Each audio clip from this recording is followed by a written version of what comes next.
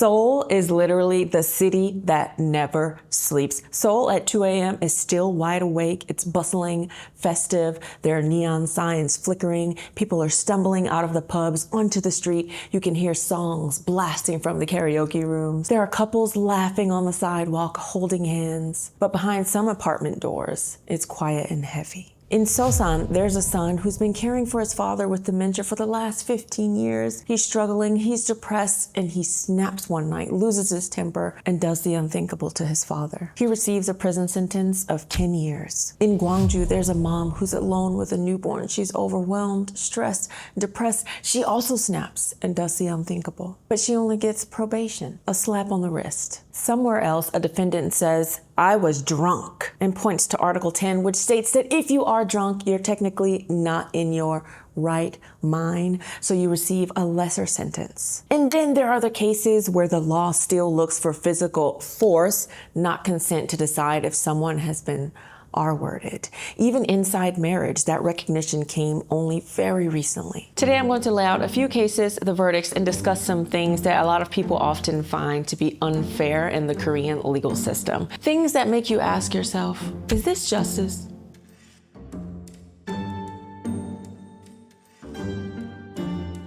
So I do want to say that this video talks about things that are a bit heavier than we usually talk about, but I feel like if you've been living in a country for so long, you can't help but dive deeper into society and things. And again, I'm not saying that my country is perfect. I don't know. I haven't been there. If I've been in America up until now, I probably would be talking about stuff that I don't like in America, stuff that I think needs to change, etc. But I do think as you get older and you live in a certain country or community, you do start to see things that you wish would change, and you sort of feel compelled to speak about them. And that's kind of what is going to be happening today. But if you are someone who's sensitive and can't hear about really bad things that happen to people, then maybe this is not the video for you. Just a warning. One thing that's always sort of really bothered me is just the disparity between murder case verdicts. You know, Korea is heavily influenced by Confucian values, which puts their parents on a pedestal. Nobody is more important than your parents, not even your kids. So people are charged much more harshly if they take the life of an ascendant versus a descendant.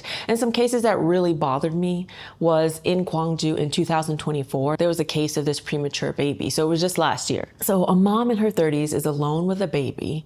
The baby was only born at 25 weeks, and the doctors warned her that there would be long-term complications. She had to deal with many doctor's appointments, many therapies. She's exhausted, depressed, and she's doing it all by herself. But one July night, she actually takes the life of her 7-month-old baby and then jumps from the 6th floor veranda. She survived, but she had serious injuries, and in court, the judges say, you know, she deserves the compassion of just probation. So they gave her 3 years, and she was barred from child-related work for 5 years. And it was because they pointed to postpartum depression, solo caregiving, and the lifelong guilt that she likely will carry because of it. I do understand that postpartum depression is a thing. People get really sad and upset, but I do think that probation is a bit light for something like that. I think in any case, if you did take someone else's life, there should be a little jail time involved. Maybe it's like a year and they put her through therapy or something, but I think just going on probation, I think is just wild to me, especially because they would never do that, regardless of the circumstance that you might have taken the life of a parent, which we'll get into a little later. But there's another story I heard about in Daegu in 2023, where a single mom in her 30s left for 2 hours because she had to go make money. She has no other way to make money except for doing sex work, and so that's how she's been surviving after giving birth alone. And her family cut her off because she had a baby out of wedlock. So she didn't have any help. So while she had to go out and make money for a couple hours in order to feed the baby while she was gone, she propped the baby up with a bottle and a cushion and just leaves the baby with a bottle and a cushion and goes away for about 2.5 hours or so. But the cushion slips and the baby suffocates. In the court, they ruled that, you know, society failed to protect a vulnerable parent, and even cites that it was the state's duty, you know, to protect the mother. So she was given the same sentence as a previous lady. She just was suspended, put on probation for 5 years. I don't think any of that excuses the child's life ending. There was clear neglect there, leaving a bottle in the baby's mouth for 2 hours. But the judge says that the state shares blame for the path that led her there. So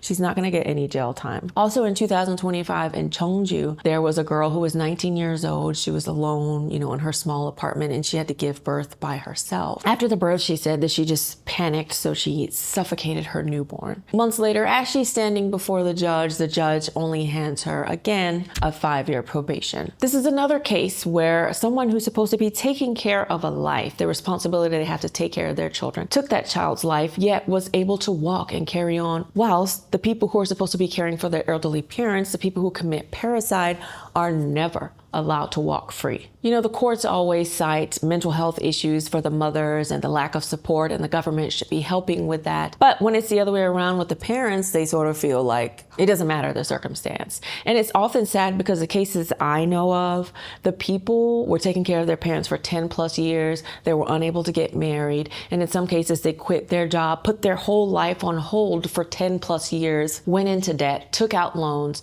going to the hospital every day for their parents, and then they finally snap because they're not allowed to live their life. I personally think the government thinks that they should be protecting the mothers and helping with childcare, but they also should be doing the same thing for elderly care. In my opinion, they should be doing more in that arena, because there are so many people who are not able to get married and have kids because they are sort of stuck taking care of their parents without any sort of government aid. But there's one particular story I heard about, happened in a city called Sosan. There's a small apartment in Sosan, and this guy experienced years of the same routine. There was night alarms, bathroom accidents, his father wandering around, being confused, going to the bathroom on the floor because his father has dementia. There's a son in his 50s, and he has been struggling to take care of his father night after night for over a decade. One night he comes home after drinking and he smells urine yet again on the floor. His father has pissed on the floor once again. He snaps, loses his temper, does the unthinkable. His father passes away. And in court, the judge recognized the caregiving and the burnout that he must have felt, but they still said, no. Parricide is parricide. You get 10 years in prison. Like, caregiver burnout is also a real thing. More than 10 years of taking care of someone with dementia. This guy also was unable to get married. He had to quit his job on several times, so there's a financial burden and the burden of him being the sole caregiver of his parent, unable to live his life. To me, is such a big burden. It's something that also, if you're going to excuse people who do that to their children and give them no time in jail at all, then I think the same consideration has to be done for the people who do it for the parents. In my opinion, it's even harder to take care of a parent because it's not as natural as taking care of your offspring. And in much cases, it's a longer time. Like taking care of a parent with dementia for 10 plus years. If you have a kid, by the time the kid is 10, 15 years, they can sort of handle themselves. But with the parent, it progressively gets worse over time and gets more difficult over time. There was another case I heard about. There was this son who, again, is unmarried, unable to get married because parents. He quit his job and he becomes the full-time caregiver for his mom who has dementia. He was taking care of her for 15 years. So his world shrank to literally just hospital visits, diaper changing, feeding schedules, paperwork, and bills. And one night he snaps, does the unthinkable. And in this case, again, the court notes the caregiving and the isolation, and he was finally sentenced to just 6 years. No sort of probation or suspension at all. And in the cases where parents who take the lives of their children are sentenced, they might get around 3-ish years or so. But if you take the life of a parent, the average sentence is gonna be 7 plus. Most people getting 10 to 12 years. And I think in a sense, it's great. I think it's great to take care of elders,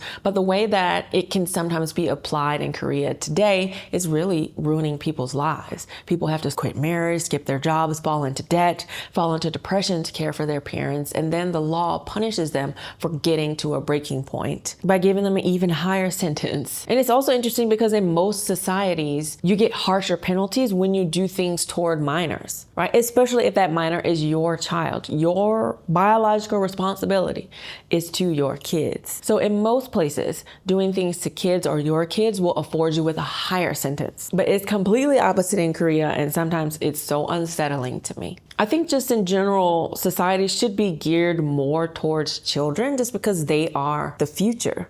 And again, I'm not justifying people taking the lives of their parents or their kids, of anyone. I just think if there's going to be a sentence, then it needs to be something that's equal. If it's not going to be equal, I do think we should lean more heavily on the side of people taking their children's lives, because I feel like children are the future, whereas people who are old have lived their lives. Again, I'm not justifying that they should go, but I just think even from a societal standpoint, it would be more helpful to do more to protect children. Even in Korea, in cases of sort of parental neglect where there wasn't any outright taking of lives of parent, people still were sentenced with harsher sentence than people who flat out took the lives of their kids. There was a case of a son in his 20s who was caring for his father after a brain hemorrhage. The father was bedridden and was just very fragile, but the son was having a hard time caring for him, so he neglected him basically. He missed a couple meals. He wasn't cleaning his body as well. And the visits that they were supposed to have to the doctor were delayed or put off or sometimes missed. And ultimately the father died of pneumonia and malnutrition because he wasn't getting enough to eat. And he was still sentenced to 4 years in prison, which is more than what people get for murdering their kids. And again, I'm not justifying any of these things, but I just don't think it's fair that if you neglect your kid, you could just get probation. But if you neglect your elderly parent, you go to jail for more than someone who directly killed their kid.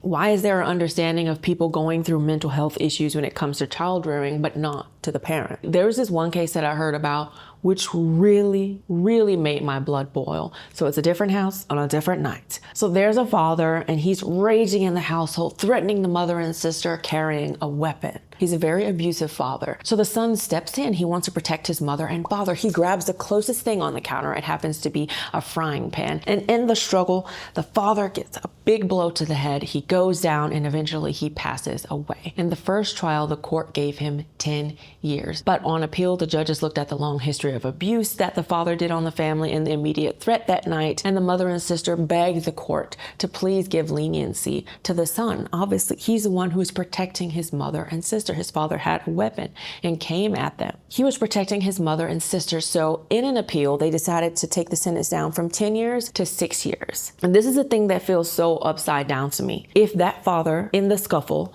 succeeded at taking his son's life, he would have gotten a lesser sentence than the son did for protecting himself and taking his father's life. Two people, same situation, one person will get much less time just because he's an ascendant killing a descendant versus a descendant killing an ascendant. Does that not make your blood boil? It does to me. Especially because that feels like self-defense. He didn't just decide that he wanted to go and smack his father upside the head with the frying pan. The father is literally wielding a weapon at the mom and sister and has been abusive, and there's a record of that. In Korea, there are self-defense laws, but the bar is so high that most people, even defending themselves, also get in trouble for physically harming the other person, but we're gonna talk about that a little later. The next thing I wanna talk about is alcohol. In Korea, in cases where a defendant says, "I was drunk," you literally receive a lesser sentence. It's like pleading insanity, right? It's like, I was drunk, I wasn't in my right mind, that's why I R-worded that woman. Very low sentence. And that actually causes a lot of people to be enraged as well, because people are like,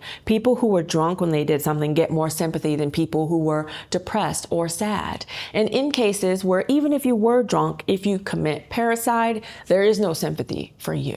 As we discussed in that first story, the guy was drunk when he came home and saw his dad had pissed all over the floor and was upset. He didn't get any sort of leniency in that way because it does not matter.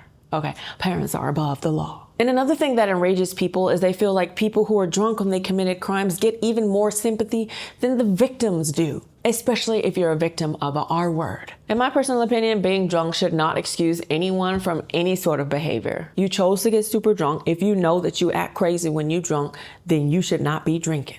Okay, you should say, you know what? Last time I was drunk, things got crazy, so I'm not gonna drink no more, or only drink at home where I can't go out and hurt people. You made a choice to impair yourself. You also made a choice to hurt someone else. I don't think that people who are upstanding citizens who never dream of hurting or R-wording a woman in their life would suddenly get some alcohol and say, I'm gonna R-word somebody today. No, you were already a piece of the alcohol just took down your inhibition. So your real self showed. You do not do anything that you would not otherwise do or wanted to do or have thought about doing when you're drunk. You just don't. The biggest case was of this guy named Cho Do-soon. And I remember it because he got out of jail in 2020 because me and my husband were together and we were watching it on the news and everyone was outraged. But let me tell you about this story. This guy named Cho Do-soon lives in Ansan. So it was in the city of Ansan on one winter morning in 2008.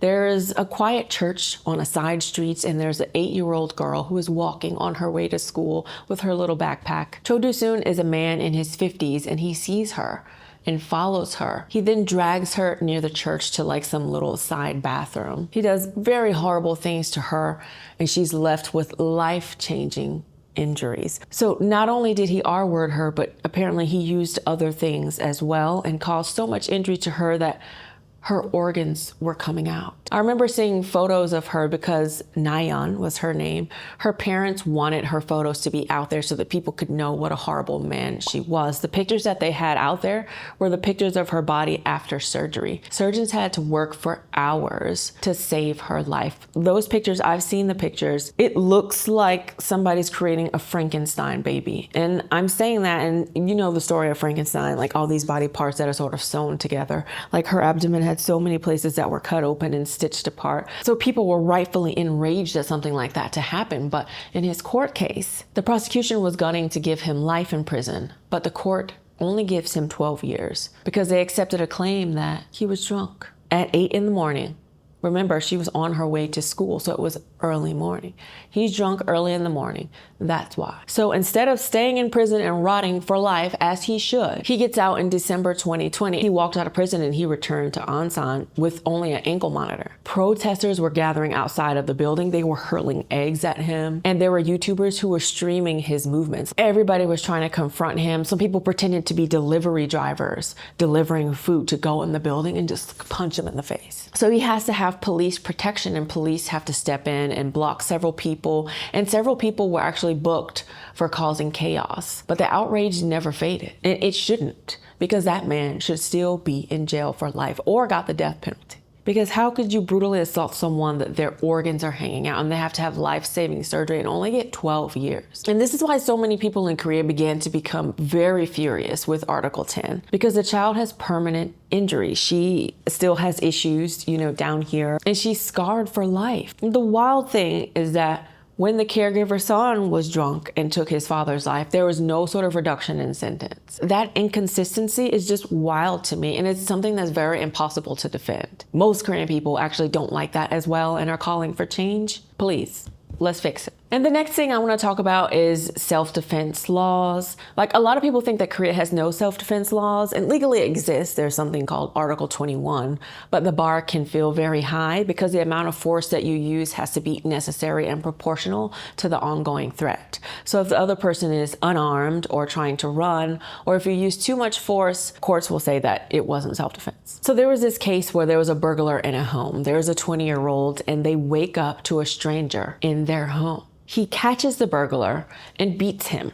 The intruder ends up in a coma. I will say that is quite excessive. Because he beat him up quite a bit, the court denied the self-defense claim and gave him 18 months in prison, saying that, you know, the intruder was unarmed. So the beating was excessive. But that left Korean netizens saying, so what are we supposed to do? There was a robber in my house. Hold his hand and put his hands behind his back and just hold on to him until the police arrive. What are we supposed to do? He was unarmed. I'm unarmed too. Why can't I get a few punches in? So that's the one thing that sort of scares me about being here. Let's say I'm out and someone comes up to me and they want to R-word me. I cannot not fight back. Like, how can you just let me not punch too hard because I don't want to go to jail too? I'm going to be punching as hard as I can. So I hope that nothing ever happens to me so I don't have to go to jail for punching somebody severely, because I could not. I'm going to fear for my life and I'm going to punch as much as I can. Bite. I'm a Mike Tyson you.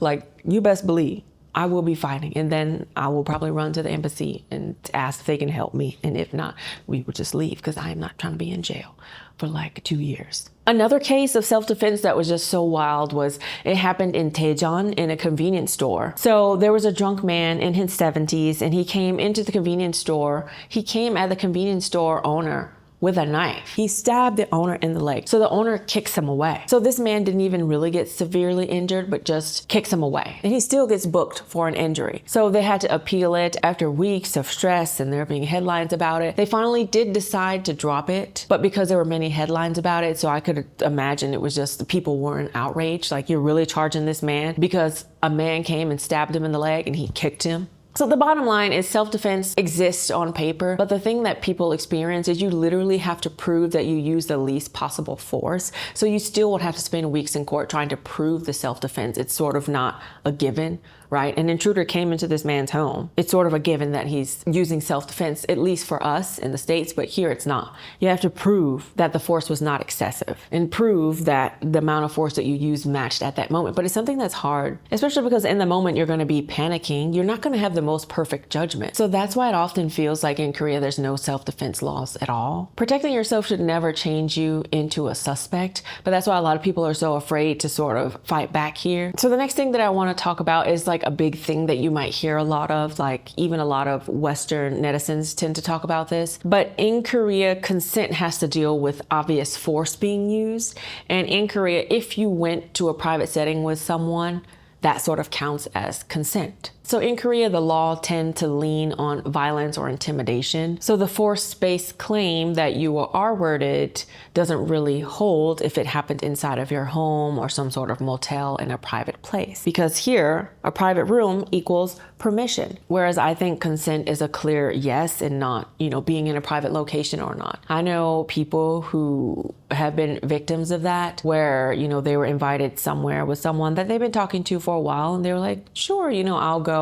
They get there, things happen to them, and then they go to the police station right away and the police says, well, why did you go with that person? Clearly you wanted it. And that was it. She couldn't get any sort of justice for it. So I do say if you are in Korea, it's a little bit different. I feel like in the West, we can hang out at people's houses. It's more normal for us, but not so much in Korea. So I would just give you some advice, knowing how things are here. If you don't plan on doing the boom boom with someone, just don't even go in a private place with them. Because if they do decide to take advantage of you, it's gonna be damn near impossible to get any justice, and that's sad. So we gotta protect ourselves out here. There was this one case that was talked about online, and it was, late at night, a woman meets a man that she knows. They walk into an unmanned motel close to her apartment. So on CCTV, they're just walking. But after, she tells her husband and reports it as R-word, saying she went along because he was threatening her. And a lower court leaned on the CCTV footage and they were like, well, you didn't even tell your husband right away and you seem to willingly walk in there, so what's the issue? But apparently he was threatening her and whatnot, so she had to go through another higher court,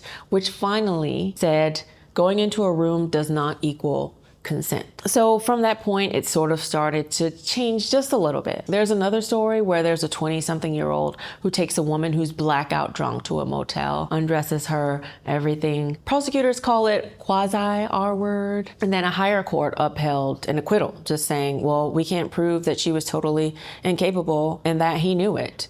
She was blackout drunk, so we can't prove that he R-worded her. So he just got out. There was such a huge backlash online, as it should have been. And I think it's sort of causing the Korean courts to look a bit more differently at it. In a lot of cases, if the girl is drunk, they say, well, she can't say no.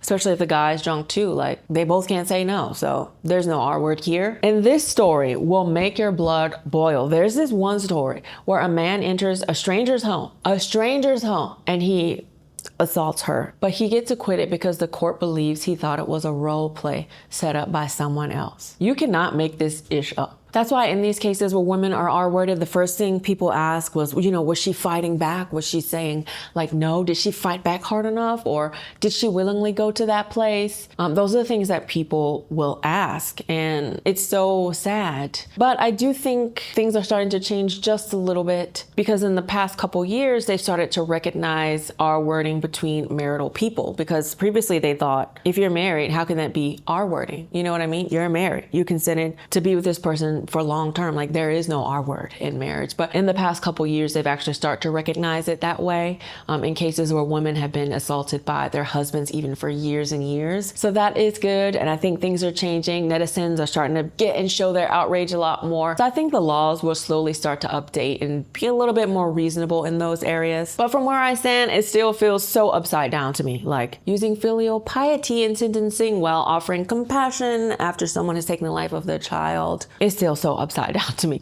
Like I don't want, things to be harsh for everyone, but I do want them to be more fairer. I do think that we should put children first. We should support caregivers before they get in crisis. We should stop measuring good children by how much of themselves they sacrifice for their parents. We should not allow people to receive less sentences because of alcohol. We should not consider something R word because the person seemed to have willingly gone to a place with someone. But what do you think? Should Korea match the penalty for taking the life of a child to the taking the life of a parent? I think, and a lot of Korean people in general think that the penalty should just be harsher in general. Korea is known to give super light sentences compared to other countries in the cases of taking people's lives, especially like it's very rare that people will receive life here. But what do you think? Should Article 10 help when someone was drunk? Should they get a lighter sentence? Should self-defense be judged with more real-world flexibility? And should the R word law switch to a clear consent standard? Share your thoughts down below, respectfully, of course. And if you have experienced any of this, in Korea, or people of it, of course, share only what you're comfortable for, what you have permission to share. I read you guys' comments, and this is something new that I'm trying out. I feel like because I've been in Korea, there's more just sort of deeper things that I've always wanted to share and talk about. If you want me to keep doing stuff like this, let me know. If not, and you want me to go back to doing lighter content, let me know down below. Just let me know your thoughts in general. If you like this video and you'd like to see more videos, please subscribe to my YouTube page. It is down below. Don't forget to follow me on Instagram, Twitter, TikTok, like me on Facebook, and I will see ya.